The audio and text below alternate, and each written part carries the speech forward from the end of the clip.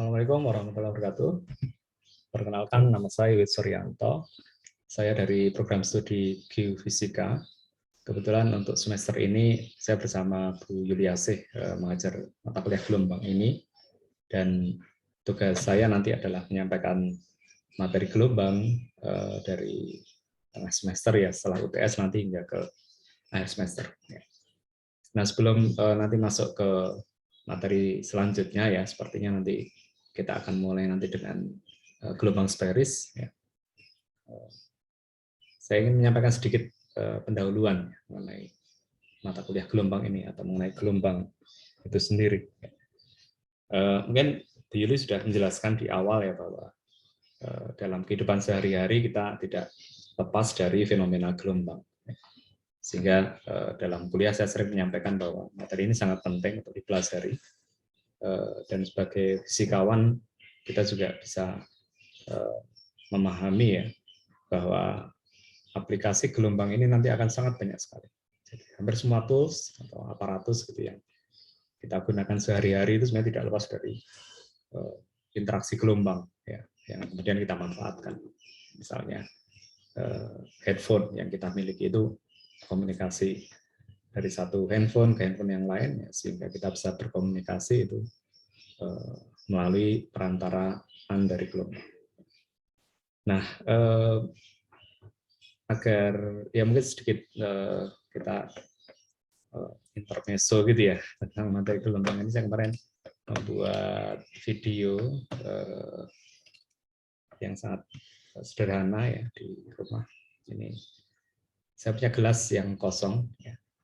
Nah, salah satu jenis gelombang yang mungkin lekat dengan kehidupan sehari-hari kita adalah gelombang suara. Jadi Anda mendengar suara dari berbagai macam sumber. Itu merambat yang melalui udara ya dalam bentuk sebuah gelombang ya, sebuah fungsi sinus kosinus hingga ke dalam telinga kita sehingga bisa didengar. Kita lihat saya kemudian mencoba membunyikan ya. Nah, kita mendengar suara gelas dipukul ya. Jadi yang bunyi ding ding ding itu yaitu gelombang suara ya, yang merambat dari ujung gelas yang dipukul itu hingga ke telinga kita. Nah, apa parameter gelombang yang perlu kita ketahui?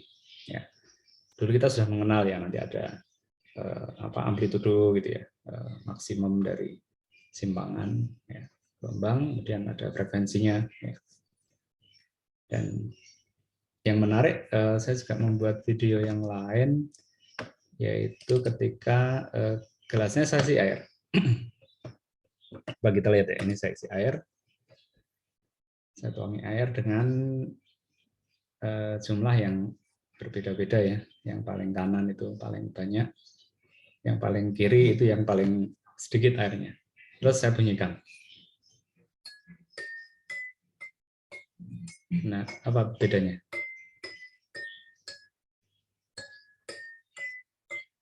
Bunyinya beda ya. Nah, bunyi yang beda ini adalah sesuatu yang sebenarnya kalau dieksplorasi lebih jauh itu konsekuensinya ya cukup banyak, dan di antara konsekuensi itulah nanti sebagai fisikawan kita bisa memanfaatkan. Ya. Apa kira-kira menurut Anda karakteristik ya yang menyebabkan bunyi itu berbeda? Ya.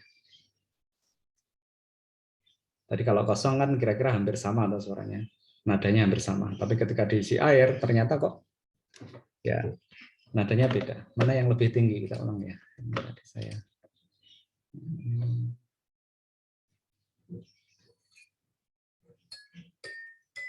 Lebih nyaring yang kosong ya, yang kosong lebih nyaring. Semakin kosong dia semakin nyaring. Jadi ini yang nanti akan kita pelajari ya. Sebuah fenomena gelombang di alam ya, dengan berbagai jenis gelombang ya. Nanti semester pada mata kuliah saya nanti ada pembahasan tentang gelombang elektromagnetik yang nanti kita akan lihat karakteristiknya seperti apa. Nah, contoh yang paling sederhana ini seringkali kita jadikan contoh mendasar mengenai gelombang, dan bentuk dari gelombang itu seperti apa. Ya, mari kita lihat. Jadi ini kalau saya simpan, ini kan ada file video ya. File video tadi ini, video ini, kemudian kita lihat gelombang itu kalau direpresentasikan menjadi sebuah fungsi itu seperti apa. Ya, mari kita lihat. Ini saya menggunakan aplikasi MATLAB ya. Saya kira Anda mungkin diantaranya sudah ada yang familiar ya. Tapi kalau tidak nanti sambil belajar kita akan mempraktekkan beberapa kasus ya mengenai gelombang itu di sini. Ya. Oke, ini tampilan MATLAB seperti ini. Jadi ini ada yang disebut dengan command window. Kita bisa misalnya ya menuliskan perintah di sini atau apa namanya menggambar grafik ya. Nanti di Windows bagian figur ini, kemudian ini ada folder ya, folder file-file kita ya. Saya menyimpan tadi di sini di data di gelombang. Ini ada dua video ya, yang ini yang kosong, ini yang isi. Yang kosong yang fit 2024 16 ini kemarin ya, tanggal 16, kemudian ini jam 7 pagi ya saya rekam. Nah, di MATLAB kita bisa ya melakukan manipulasi apa namanya file ya, misalnya ini kan file video itu kan di situ ada file videonya ya yang mengambil gambar ya dengan jumlah frame tertentu setiap detik, dan ada file suaranya, tadi kan ada suaranya. Nah, di MATLAB saya bisa mengekstrak hanya audionya saja ya. Jadi audio read ya, program atau fungsinya di MATLAB audio read, kemudian nama file saya ini yang pertama tadi, kemudian ini saya baca ya, nanti akan keluar dua variabel di sini. Fs ini adalah frekuensi samplingnya, kemudian y ini adalah file suaranya ya, dalam bentuk time series atau dalam bentuk deret waktu yang tidak lain tadi saya sampaikan bentuknya itu seperti apa. Mari kita lihat. Jadi kalau saya mau lihat, saya tinggal menggunakan perintah plot di MATLAB. Kemudian yaitu ada dua apa namanya? Ada dua kolom di sini. Kita ambil salah satu saja. Kolom satu seperti ini. Kita lihat. Nah, ini adalah suara ting ting ting tadi. Ting ting ting, ada 6 ya, 1 2 3 4 5 6, terus saya ulang lagi 1 2 3 4 5 6 ya, ting ting ting ting ting ting ting ting. Nah, yang menarik Anda perhatikan, ini sekali ting, kita lihat yang di depan ini ya. Ini bentuknya kayak apa sih suara ting ini? Ini sebentar, ini agak belum respon. Nah, ini sudah harus minta ganti komputer ini, sudah lambat. Bentar. Dia take time dulu, kadang-kadang, oh ini masih processing. Masih processing, masih idle. Ini udah mulai ada respon, sebentar. Oke ya, kalau saya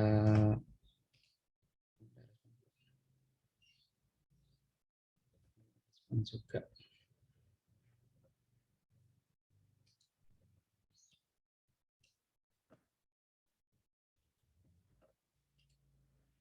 Oke, saya ceritain aja ya. Ini kalau saya zoom yang bagian depan itu, saya perbesar ya. Nanti kita akan melihat bentuk gelombang. Nah, ini dalam respon. Ini saya merestore view. Bentuk gelombang. Coba lihat. Nah, ini gelombangnya. Saya smooth ya. Ini kita punya filter gitu untuk melakukan smoothing. Ya. Oke, ini saya harus menuju ke tadi. Sini. Kemudian ini tadi saya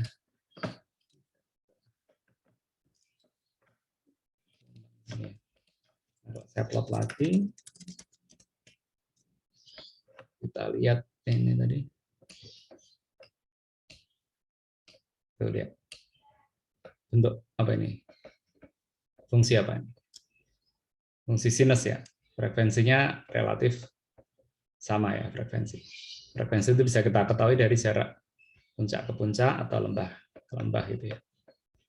Ini puncak ke puncak 1, 2, 3 ini hampir sama. Jadi ini gelombang yang frekuensinya sama.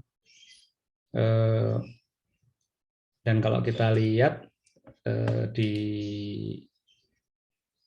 kawasan frekuensi ya di MATLAB kita bisa melihat selain dalam kawasan waktu, misalnya jadi saya plot lagi ya, ini dalam kawasan waktu, ini saya agak berbesar sedikit. Kemudian saya kalau mau melihat dalam kawasan frekuensi kita menggunakan spektrogram, ya, program spektrogram, kemudian ini.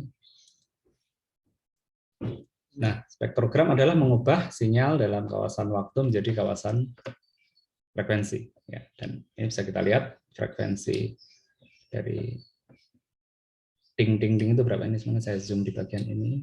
Nah ini. Jadi yang ting-ting ini ternyata ini yang amplitude paling besar. Ini saya ganti color map-nya biar merah. Ya, berarti yang merah ini artinya yang paling maksimum. Sekitar minus 50 desibel.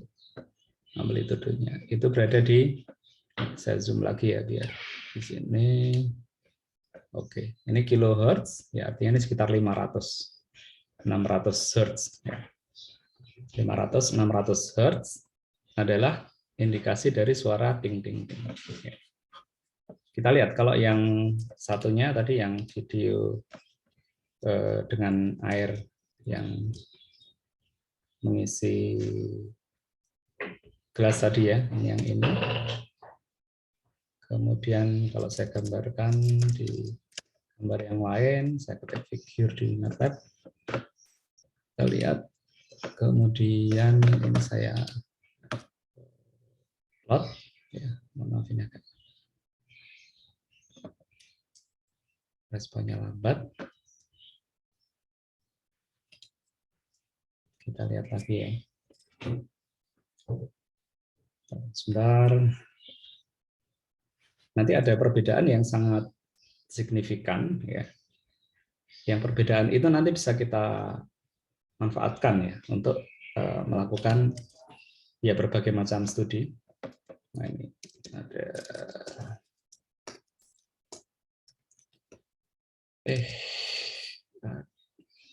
ini hilang.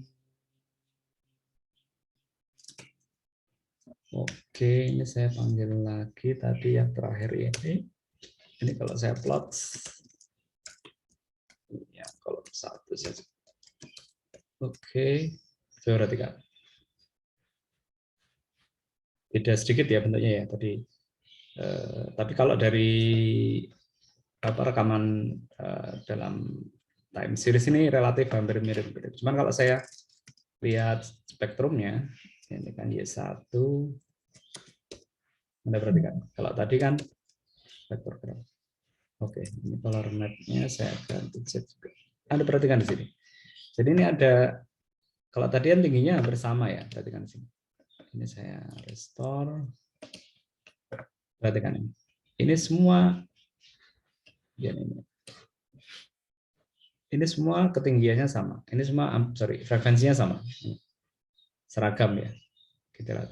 Ini kenapa berulang karena ini ada apa namanya? Ada harmonik ya, sinyal harmoniknya. Jadi ini yang frekuensi fundamental, ini higher order 1, 2 dan seterusnya. Tapi kita lihat di sini untuk setiap ting itu sama frekuensinya.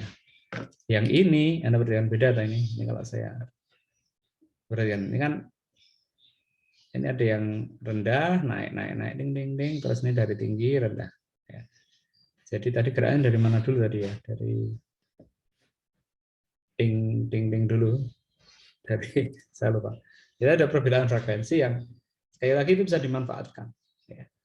Ada satu atau beberapa catatan penting di sini. Yang pertama ternyata frekuensi itu mengindikasikan sesuatu, ya. Mengindikasikan sesuatu. Dengan contoh ini tadi kita melihat bahwa frekuensi mengindikasikan isi dari gelas itu, ya. Seberapa tinggi airnya, beda tinggi, beda suara, atau beda frekuensi. Dan nanti misalnya isinya tidak air, ya, saya isi dengan misalnya minyak goreng misalnya, atau saya isi dengan pertalit misalnya, itu frekuensinya mungkin akan berbeda sedikit, ya. Nah, perbedaan frekuensi inilah nanti yang orang bisa manfaatkan, ya. Disitulah fungsi dari kita belajar gelombang itu, nanti memanfaatkan fenomena, ya, gelombang dan interaksinya nanti dengan medium, ya. Medium itu bisa udara gitu, atau interaksi dengan tubuh kita, ya. Nanti kalau kita akan belajar bagaimana dengan gelombang, nanti kita bisa mendapatkan image dari bagian dalam tubuh kita yang tidak perlu kita buka, tidak perlu dioperasi, ya. Nanti kita akan belajar. Prinsipnya sederhana, ya. Prinsip di dalam gelombang. Nanti kita belajar ada pantulan gelombang, ada difraksi, ya, gelombang. Itu bisa dimanfaatkan untuk keperluan praktis. Yang pertama itu. Kemudian yang kedua, kalau kita lihat tadi, ya, saya berikan contoh sederhana dari gelombang suara tadi. Itu ternyata kalau kita deskripsikan secara matematik, itu adalah berupa fungsi sinus tadi. Kita lihat. Bentuknya adalah seperti bentuk gelombang sinusoid. Jadi terbukti bahwa selama ini kita kadang-kadang mendekati sebuah gelombang itu dengan fungsi sinusoid, karena memang ketika kita menampilkan gelombang itu dalam grafik, itu bentuknya adalah sinusoid. Ya, ini just for introduction, ya, dan sedikit memberikan inspirasi. Besok kita akan masuk lebih dalam, ya, mengenai materi-materi gelombang di setengah semester ke depan. Matur suwun, mudah-mudahan kita senantiasa diberikan kesehatan, ya, dan mudah-mudahan segera membaik kondisinya sehingga bisa bertemu kembali secara luring, ya, secara langsung, sehingga kita bisa berinteraksi lebih baik. Matur suwun, mohon maaf. Assalamualaikum warahmatullahi wabarakatuh.